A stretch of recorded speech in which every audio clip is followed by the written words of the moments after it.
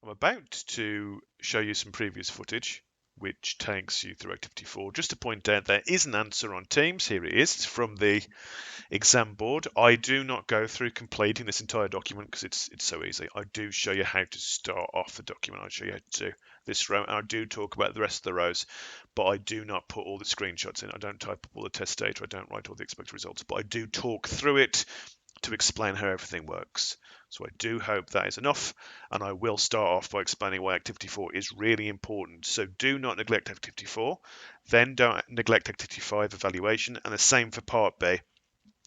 After activity 6, forms 7 and 8 is again testing and evaluation of the forms in part B, and you can still get marks for that even if you mess up elsewhere. So please don't sleep on these activities. They are worth marks, and you can do well in them even if you're not great at databases in other ways.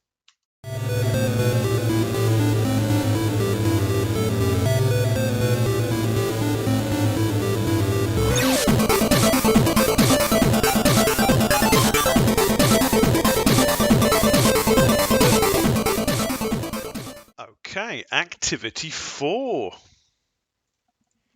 So this is Unit 2 databases, June 2022, automatic vending, activity 4, structure testing.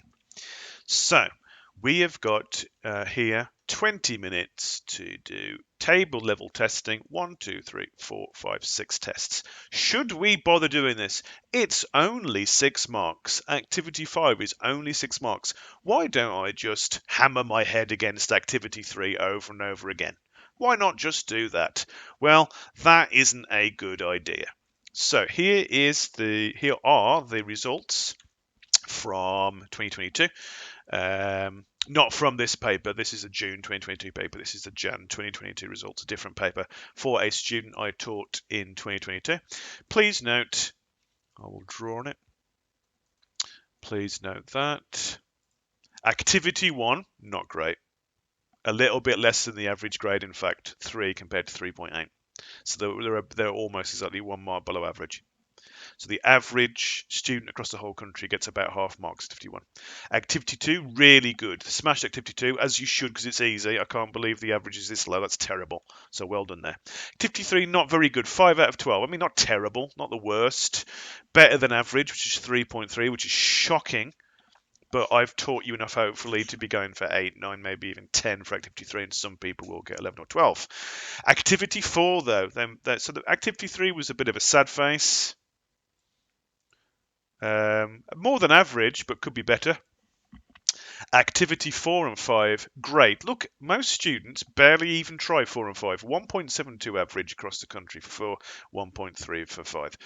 And this student got 5 and 4. Well, look at this, well above average. So you need to try activity 4 and 5. They should be your happy place. They should be easy ways to get marks. This student did really well on 4 and 5, even though they're not great at 3. This is happening again in part B. So I'll draw a line there. This is part B up here. So B at the top, A at the bottom. So part B6, they got 1 mark out of 14. They did not know how to do forms at all. Hopefully not a problem that will affect you because I'll be making videos on it. Way lower than the average of 3. So on average, students can get 3 on the forms by getting some kind of form done to some extent to get 3 marks. So on average, students can get 3 marks on forms. You should be aiming for, let's say, 7. 7's really good. 7's more than twice the average. If you can get 8, 9, 10, 11, that's brilliant. If you can get more than 11, that's fantastic. Amazing. But this student absolutely bombed on forms. Got 1 mark, a pity mark probably. And then still got 2 4s on 7 and 8.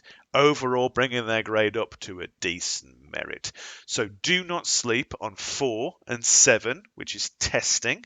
4 is testing your Part A stuff, especially activity 1 and 2. And then 5 is evaluating. 7 is the same as 4, but for form. So 4 is testing your tables, 7 is testing your forms. They're quite similar, not the same, but similar. And then 5 and 8 are evaluating. 5 is evaluating your Part A tables. 8 is evaluating your Part B forms. You can mess up especially in Part B on forms, and still go after loads of marks in 7 and 8. Testing and evaluation. Testing and evaluation should be something where you go, I can still get marks. I want to try this. Do not give up on them. Do not spend all your time on 3 queries and reports and ignore 4 and 5. Cut your losses, move on. If you're stuck, move on. Use your time properly. On activity 7, do not spend the entire 70 minutes bashing your head against the forms if you don't know how to do them, because especially form 2 does get tricky. Go on to activity 7 and 8. Test and evaluate the forms. Even if they don't work, for that student, their forms did not work. They got 1 mark. And they still got way higher than average marks. So they made up for losing 2 marks against the average student by gaining 6 marks against the average student on 7 and 8. So please do not sleep on testing and evaluation. They are your friend. If you treat them well, they will give you a wealth of marks. This student picked up 5, 9, 13, 17 marks on these parts of the exam paper, which too many students completely ignore because too many students are dingoes. There we go. So do not ignore these potential marks. You can be better than average. Don't you want to be better than average? Who wants to be the same as average? Being average is kind of sad when it comes to low marks and tests especially. Okie dokie. So activity 4, we've got 6 tests. I'm just going to go 1, 2, 3, 1, 2, 3, 4, 5, 6. I can delete the rest. Delete rows is required. Will do. Done. That looks nicer, doesn't it? I'm going to make each one bigger so I can stick my screenshots in. Put each one on a page. Just by holding enter. There we go. So I've got a page for each of my tests, 1, 2, 3, 4, 5, and 6. Because I'm going to put in some nice big juicy screenshots. I'm going to want the screenshots to be really, really viewable because I'm going to want to type in the test data. Okay. Type a test. A record for a staff member will not save. A record for a staff member will not save. Will not save. Will not save. 6 times will not save. Can you see it keeps saying will not save? What does that mean? All X or R tests as the records will not save because the data is wrong. It's not normal. None of this is normal data. Surname not being present. That's not normal. Staff start date not being present. That's not normal. Telephone number not being the correct format. Not normal. Number of days they work is below the accepted range. Not normal. Above the range. Not normal. Performance grade is invalid. All of it is not normal. So every single test is anything but N. X extreme, R erroneous. Doesn't matter which one you say, the examiners don't mind. So you can literally put in R for each of them, X for each of them, or literally R or X, or R/X. I'm just going to put R. I guess I just like the letter R or something. I'm a pirate. There we go. R for each of them. Okay, that's done. Bang. Test data. I don't want to do that first. I want to get my screen print first. So all I need to do is go to my database. A record for a staff member will not save if the surname is not present. Well, I just need to make sure I have under surname and is not null. Must enter surname in validation text. I didn't do that before. View surname. Make a new one. 99 performance grade ID. Average, I just talked about average not being great, so let's do it. Keep that blank. Staff days per week 5. Staff date control @ symbol to copy. Telephone number control @ symbol to copy. Here we go. Now some people cover up their row with this box. You don't want to cover up your row. I need the table name. I need the full data sheet, and I need that warning. Add screen prints. There we go. I don't need to do that last column because all of my tests are going to work fine. Test date, I'm going to type it in. So please, I know it's a waste of time, but you have to do it. You type in the field name, so staff ref from the top of the column. By the way, we took a picture from data sheet view. It does use the word data there. Staff ref 99, performance, grade ID, average, because that's a table lookup, so it's got a word in it now. Surname, blank. Staff days per week 5. Now this is a waste of time, but you got to do it. 16 04 2020 and staff leaving date blank because I don't have one. And telephone is 07700888888. Expected results due to the validation rule of is not null, a text box saying must enter surname will appear and the record will not save. Now, why am I saying will not save? Let's double check the question paper again. A record for a staff member will not save. So I said the record will not save, and the examiner's like, well done. You did exactly what you're supposed to. A record did not save. And I said why it didn't save, and I said what would happen, the result. The result. Same for 2. 2 is record for staff member will not save if the staff start date is not present.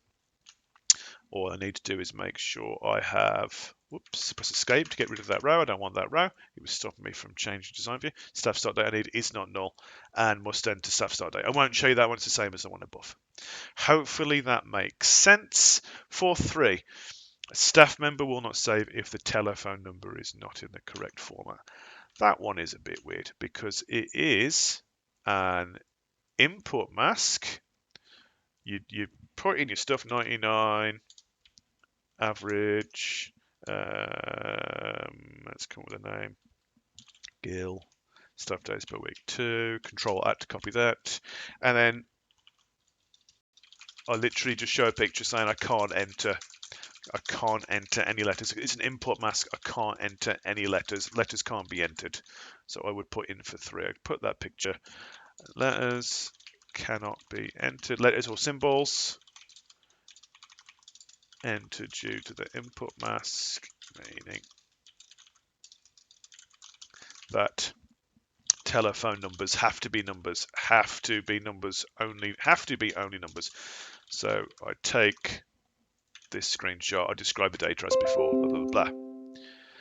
Test 4, range. So for that, we're going to have, and that's on staff days per week.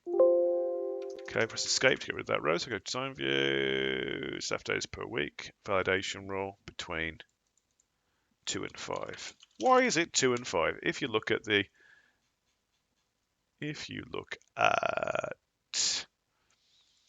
the scenario, not all staff members work 5 days a week. Minimum is 2. So 5 is the max, minimum is 2.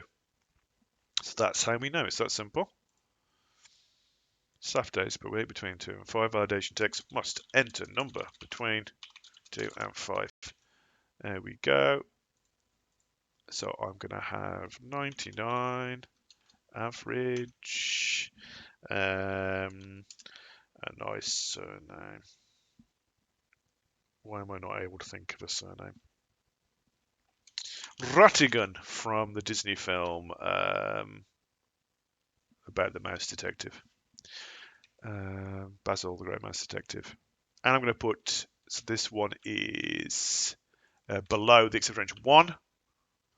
There we go. I'm just going to quickly finish putting the things in, blah, blah, blah, blah. Blah, blah, blah. So I used Control and that to copy it. I used Control and at to copy that quickly. Can you see how quick that was? Easy. 1. Take this screenshot, put in the test data, and describe it as due to validation rule of between 2 and 5, text box pops up saying must enter number between 2 and 5, and record does not save. 5 is the same except it's above. 5 is above. So if I put a number like 8, there you go, same thing, but this time I just say, it doesn't say because the number is above the range. Hopefully you're following along. This is quite simple. On 6, this is why it's 3 marks. Absolutely free, very easy to do. A record for a staff member will not save the performance grade is invalid. That's easy. Get rid of all that. And now I need to go to... it is the same table. It's all in table stuff. Staff ref 99. Whoops, on the wrong place. 99, surname, Sebastian. My name's Jeremy Sebastian. 3 days per week. Control at. Where's this field come from? Delete. And performance grade ID. So try and put in something else like fantastic with an exclamation mark. There we go. Because we have a table lookup which is limited to list for this foreign key, which has a relationship with the primary key, this will not work. Take that screenshot, explain the data I put in. Even if this wasn't a table lookup class, if we get rid of the table lookup, delete that. If we get rid of the table lookup, which I do, by the way, this might be useful for you in an exam if you do a lookup wrong, want to make it again. So save. Oh, great, I closed access. Well done, me. Access. And it's not even there, so